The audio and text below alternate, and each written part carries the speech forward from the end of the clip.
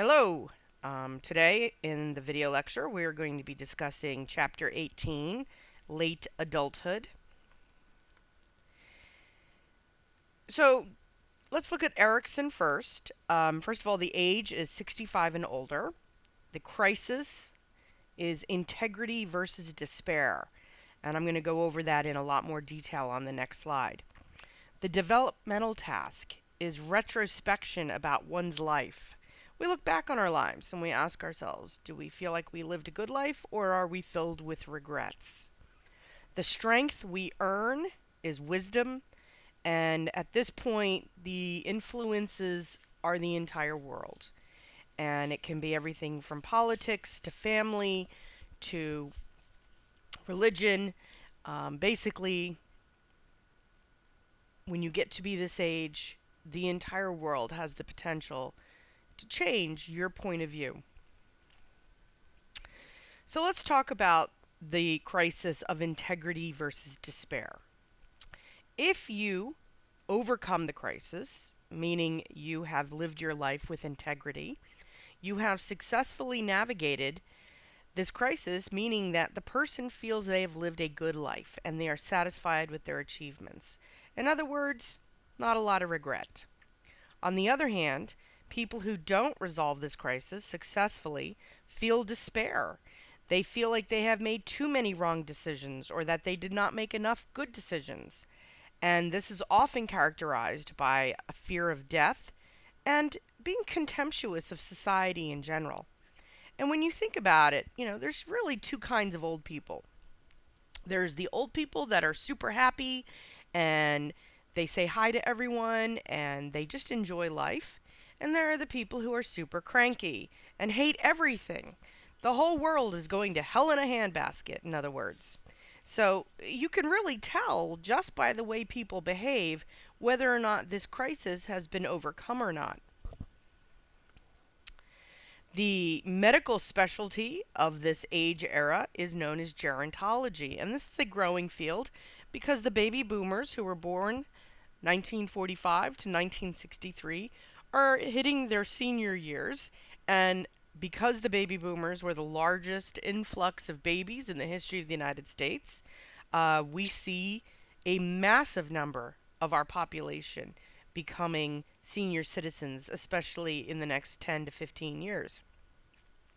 Some of the issues that people in over the age of 65 deal with is a decline in their dexterity. There's a decline in the speed of response. There's a decline in their agility, hearing, and vision. So our bodies are basically giving out. We've used them up and now they're falling apart. And we can't trade them in yet. I'm sure that'll happen in 100 years or so. But at this point, we are stuck dealing with this body that's essentially betraying us. Some of the social roles or social issues that are coming down the pike are role discontinuation. If you were a doctor or a nurse or an engineer your whole life and now you're retired, you're no longer those people. You are a retired person. And it doesn't matter if you're a retired physics specialist or a retired worker from Walmart. You are at that same level for a lot of people. And as people who have had very, very important jobs and earned a lot of respect in their field, oftentimes feel that they don't matter anymore because nobody is there to essentially make them feel important. Also, men and women's roles begin to merge into a sexless or androgynous model, meaning, back in the day when men were young and women were young, the men had certain jobs. They went out and changed the tire, and women stayed indoors and, you know, uh, had a little tea parties with their daughters. And then as they get older, those specific gender specific moments start to dissipate, and now they become more androgynous. Some other good things, though, they have a greater candor with others. They're going to tell you if they don't think you look right or if you're doing the wrong thing. And they also have a higher level of comfort with themselves. Because at that point, nobody really cares if you have a bikini body when you're 80 years old.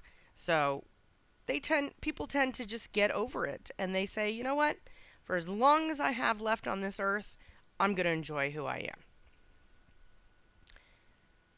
So let's talk about senior sexuality. So some of the issues that we see is a negative physical self-image. Someone who's hot and sexy at 20 in their bikini, at 70 their boobs are going to be pointing south. They're going to have stretch marks. They're going to have veins. For men, a man who had a six-pack and a gorgeously manly masculine chest may have developed man boobs. Hair begins to fall off the body and end up on other parts of the body. So a man who had a full head of hair, at 70 may have a bald head and back hair all over his back and rear end. So, there's some physical changes that are not always comforting to the people who look in the mirror. Also, sexual performance is undermined by their age. Men are less satisfied with their sex life than women. And in a 2013 study published in the New England Journal of Medicine, it found that more than half of those aged 57 to 75 said they gave or received oral sex in the last year. And about a third of 75 to 85-year-olds did. Now, when we talk about oral sex versus the regular conventional vaginal sex, there's going to be a specific difference why they prefer oral versus regular vaginal. And I'll go over that in more detail in a later slide. Now, another issue is that women tend to live longer than men. Women tend to outlive men by an average of 7 years.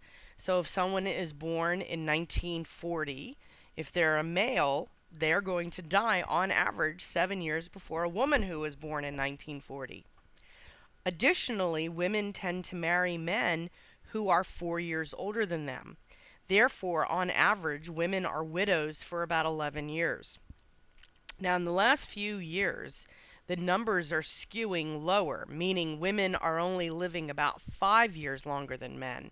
And some of that is lifestyle choice. We're not as active. We tend to eat more processed foods. So we're narrowing the gap, but 9 years versus 11 years is still pretty significant in terms of living alone for almost a decade after your husband dies. Only half the women over the age of 65 live with a partner. And by the time a senior citizen is age 75 to 85, only 37% of women have spouses compared to 71% of men. So a man who lives a really long time, his wife is probably going to be there next to him, whereas a woman may be a widow for 10, 15, 20 years. Older women are less likely to have sex because of differential opportunity structure. And what that means is society is still not thrilled with grandma having a boyfriend. And then the other issue is because all these men are dying off, there's less men for them to date. And also, we all know that if a man has some money on his bank account, he's much more likely to date a woman who is 20 or 25 years younger than he is. Most men do not become widowers unless they live to age 85. And those are the guys who are living in the assisted living facilities and are considered the stud muffins of their wing. So, male sexuality is affected by impotence. Drugs like Viagra have eliminated this for most men, although implants are often used when medication won't work. And it's basically a rod that's inserted into the penis, and then it pumps it up so that a man can maintain the erection. Men can also inject their penises to get them to be erect. And, most men are pretty squeamish about putting a needle in their penis, but it does work. Female sexuality is primarily affected by hormonal changes. Specifically, the vaginal walls thin out and lubrication is not as plentiful as it was, which means that vaginal intercourse, can be very painful, which, if you go back to the slide I was talking about with the oral sex, that's why so many of these senior citizens are focusing in on oral sex rather than vaginal sex because it's just less painful. Now, beyond sexuality, there are other physical needs in late adulthood. Thousands of studies done on all types of monkeys have shown that they spend about 4 hours a day grooming one another. And, when you watch those nature documentaries, you see monkeys pulling bugs off of each other and chewing on them and then, grooming each other, so to speak. In humans, we also use the term grooming, and it refers to different ways of touching, stroking, hugging, having sex, when you lay in your boyfriend or girlfriend's lap and they play with your hair, those kinds of things. And we love that. We absolutely love that. If somebody wants to give us a foot rub, we are all about that. We are genetically predisposed to want physical interaction as a way of receiving comfort and expressing affection. And the big problem is, of course, that older people are touched less and they don't have as much of an opportunity to touch others. So, when they're with their grandchildren, they are snuggle monsters. They want to snuggle because, that natural desire to be physically close to someone, and again, we see that it's genetically predisposed, is manifested in a way that is socially acceptable. In other words, grandma is going to snuggle with her grandchildren and watch TV and eat popcorn, and that's a socially acceptable thing. If grandma goes to a strip club and starts hanging out with the male strippers, society might be a little appalled, or a lot appalled. Now, when we talk about marriage and late adulthood, we have to kind of go backwards a little bit, and we have to understand that a couple goes through 4 specific stages after they have children. First, it's child rearing, then childless before retirement, meaning they've raised their kids, the kids are out of the house, the empty nest is fine, and now they get to have their fun and go to work, come home, take care of themselves. They don't have to worry about anyone else. Then they retire, and then eventually one member of the relationship will pass away and they engage in widow or widowhood. Partners in a long-term marriage, at least 20 to 29 years, show less illness and disability. Widows and divorcees report more incidences of illness and disability. So if you want to live a really long time and be very happy and healthy, you find yourself a partner and you stay with them for 25, 30 years. I know, easier said than done. It has also been found that when one partner in a long-term relationship has a chronic long-term illness, it changes the dynamic of the original relationship. Let's say that you're a woman and you're married to a man who has always been very macho. He takes care of his family. He's the guy who can go out and build a fence in an afternoon. He was the guy who took care of business. And then he has a stroke or he has some sort of heart disease, and now he is frail and barely able to look after himself. Well, the wife who saw her husband as this big masculine man is now looking at her husband becoming a frail, almost little boy that she has to look after. And of course that's going to change the way people see one another. Another major area that we look at is how seniors deal with their adult children. And there's a lot of issues of conflict. Yes, we get along better with our parents, but there's still a lot of conflict. And they tend to boil down to 6 major issues. First, the communication and style of interaction. First of all, you will never call your mom enough. Whether you call her every day, once every week, once a month, it's never enough. And then the other thing is that a lot of people who are in their 20s, 30s today prefer to text message. Well, your average 75 or 80-year-old is not going to be as excited by that probability, and they want you to call them. And a lot of young people today are not interested in making phone calls. They use that asynchronous communication, meaning I'm going to text, and then when you have time, you can text me back. We don't have to be on the phone at the same time. So a lot of times there's just this technological age gap.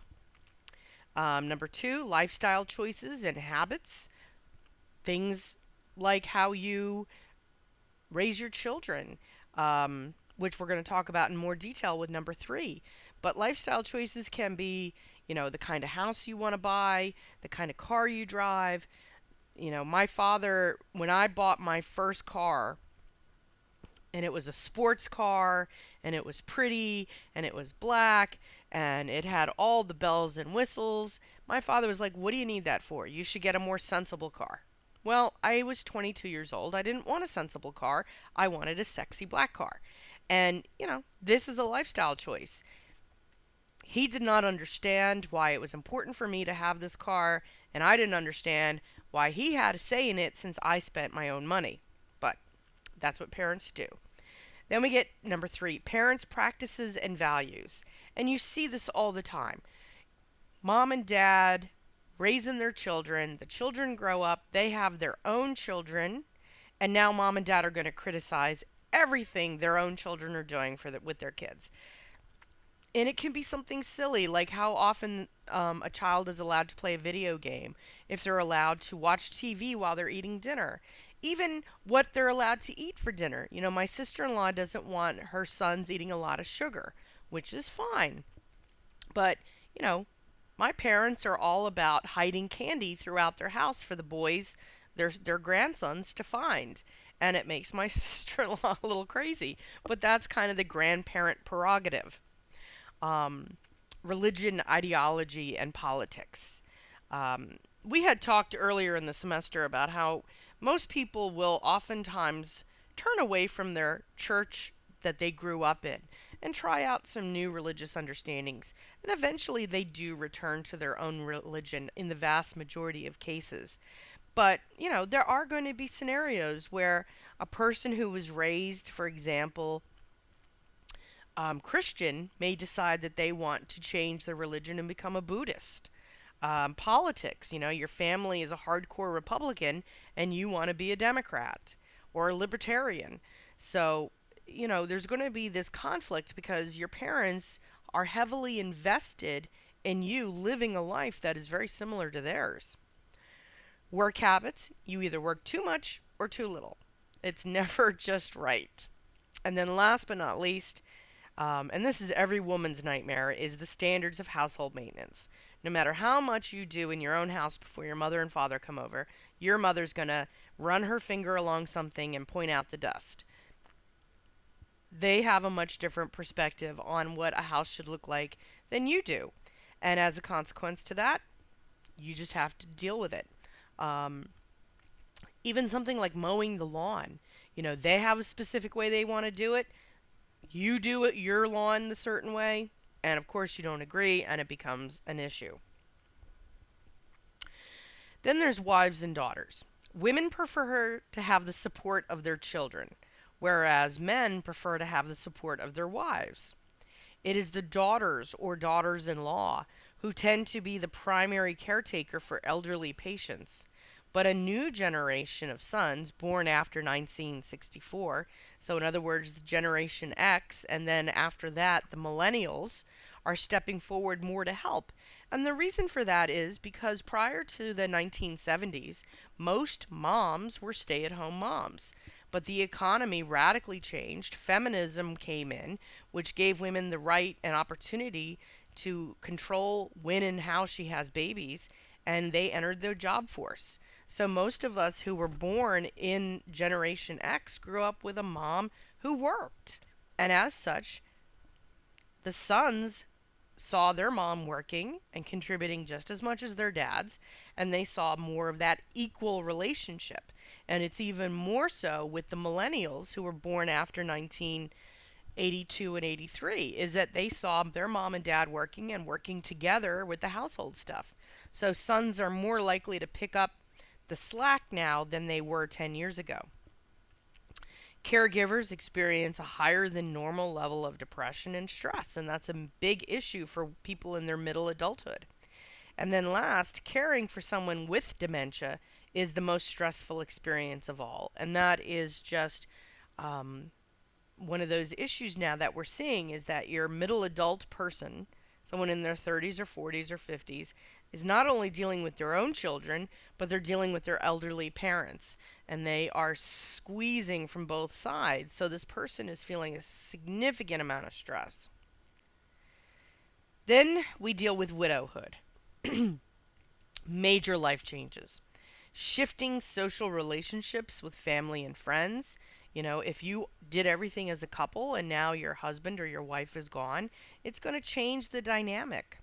Also, you have to take on the partner's responsibilities, and that can be very complicated, especially if your spouse was the one who managed the money, they die, and now you're in the scenario where you have to get up to speed on the last 30, 40, or 50 years of the finances, which then also leads to extra financial pressure because you may not have as much money coming in when your spouse dies. So, a lot of elderly people oftentimes have to turn over their financials to their children to have them help them because it's just too confusing. Depression, and that's a significant issue, is that when you were married at 25 or 26 and you stay married for 50 years, and then the person that you have literally spent your life with is no longer there, you're going to be depressed. And it's just think of, you're sitting on the couch, you're watching TV, you're seeing something funny on the television, and you go to make a sarcastic remark to your spouse, and they're not there. That's going to cause all kinds of cognitive conflict in your own sense of self, your cognitive dissonance. You can't believe they're not there anymore. Studies have shown that men have a much harder time coping when they lose their partner than a woman does.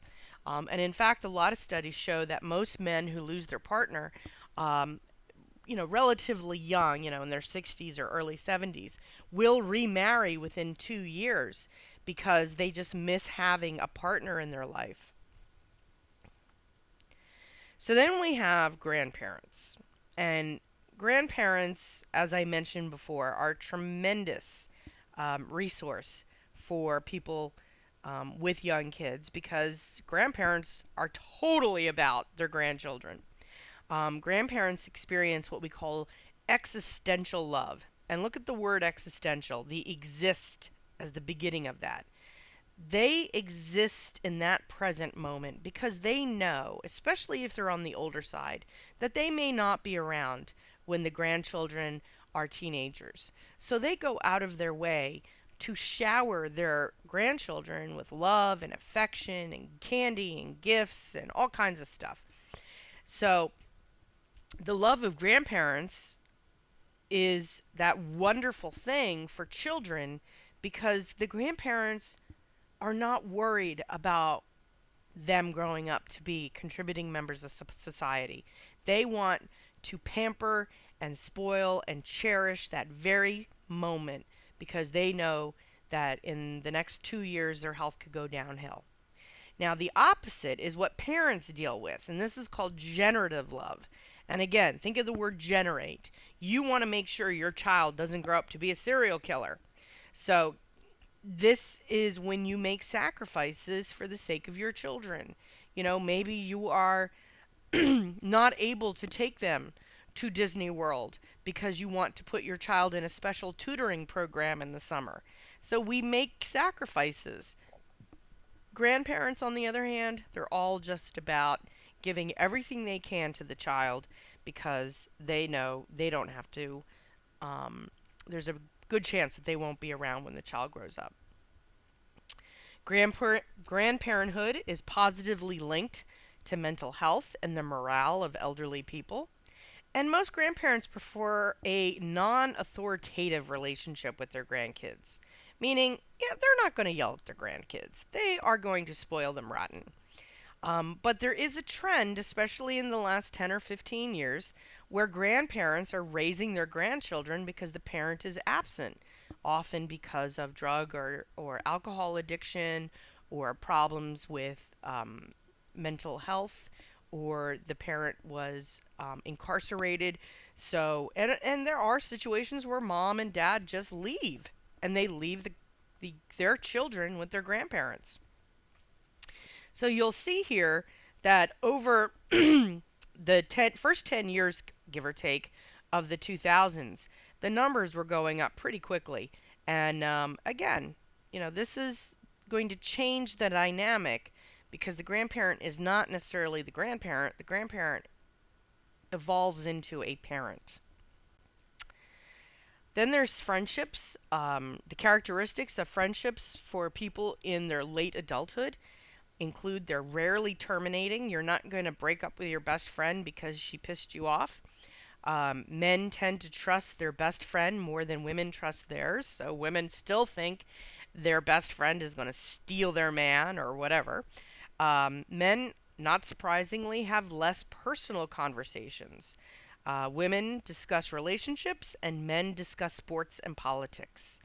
Men have always been more comfortable talking about the externals, and women are much more comfortable talking about the internals, their feelings. Now, despite the fact that most people begin to retire in their mid 60s, there are still quite a few people who work. And for those of us who were born after 1962, I think, we're going to be working till we're at least 67. And I'm sure for those of you who were born in the late 90s, early 2000s, if there's any of you listening to this, you'll probably have to work till 70 or 72. And only because our life expectancy has dramatically increased over the 20th century because of medical technology. But 11% of seniors continue to work after age 65, so that's basically 1 in 10. Although there are declines in physical abilities, the experience of an older person overcomes the physical issues. Old people are smart. They've been around the block. They know what's what. And as a consequence, they also understand how to deal, especially with customer service issues. Not surprisingly, men have a much harder time with retirement than women do, and many feel they have nothing to do. So you'll see a lot of older men finding projects. Suddenly they're going to teach themselves how to speak French or, teach themselves how to build an engine. So those kind of things. But older workers in general have less absenteeism, less turnover, less illness, less accident rates, and tend to have higher job satisfaction and more positive work values.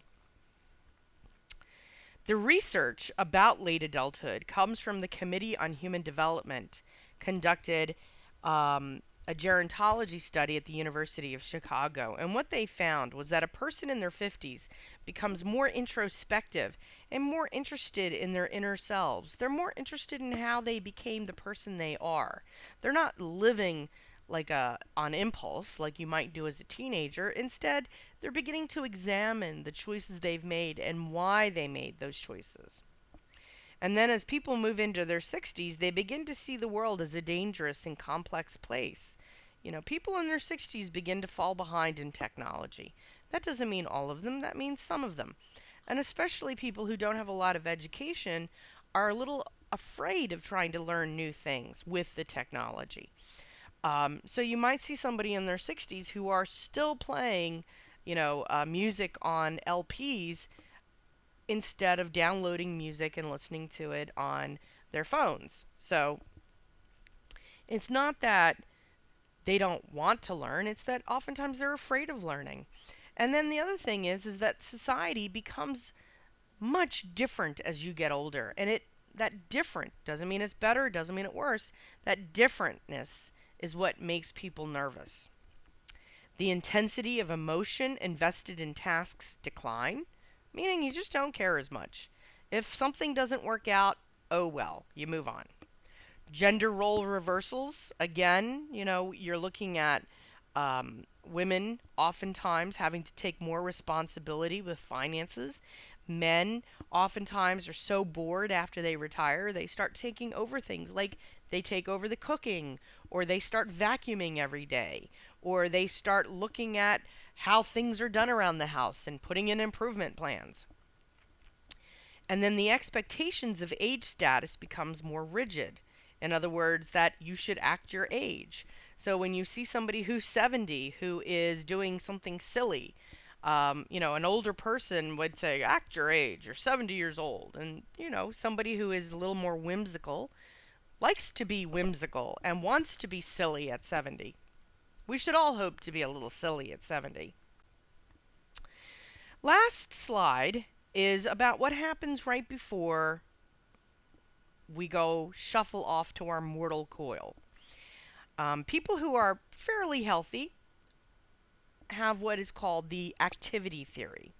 And this is when humans flourish through interaction with other people and physical activity. They're still maintaining their social interactions and they're fairly happy. So you see a lot of old people going to bingo, they go to dances. If they live in a senior community, they will go play cards on Tuesday night, on Wednesday night. They watch a movie on third. Like these senior communities have so many activities, it's hysterical. Um, and then on the other side of it, you have what's known as the disengagement theory.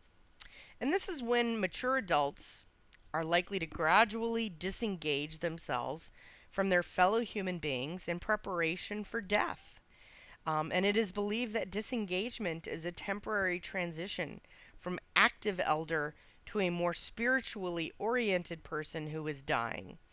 Um, this generally happens about 6 months before somebody passes away. We're going to talk about this in a lot more detail in the next lecture, which is on end of life. But what I want you to think about, because most of us have had a pet at some point in our life, and especially with dogs, you'll notice that when they're sick and they're going to pass away, they tend to hide. They're staying away from society. And it's the same with older people. They tend to withdraw from society. They become much more insulated. They don't want to see anybody, or they only want to see a few people. So, if an older person is still very engaged and active, that generally implies that they are very healthy. Whereas a person who just doesn't want to deal, doesn't want to see anyone, doesn't want to do anything, they are really spiritually and physically preparing for their own death. So that finishes today's lecture. If you have any questions, please email or text me. I hope you have a great weekend, and I will see you next week.